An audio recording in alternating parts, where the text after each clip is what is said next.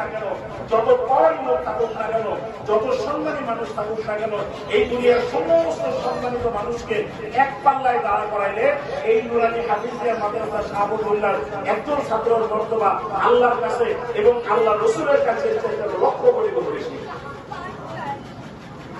আল্লাহ রসুল বলছেন যে তোমাদের মধ্যে সর্বোত্তম তারা।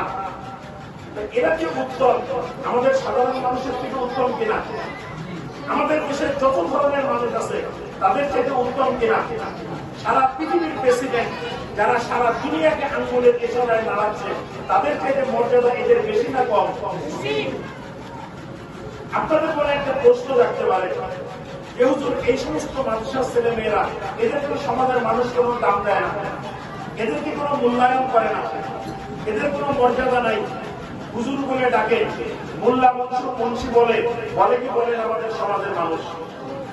আমাদের সমাজের মানুষ আমাদেরকে, আমাদের এই কলিজার টুকরো সন্তানদেরকে রাস্তায় দেখতে কোনো দাম দেয় না, কয় মোল্লা মৌলবী, এদের কি দাম আছে, এদের কি মর্যাদা আছে?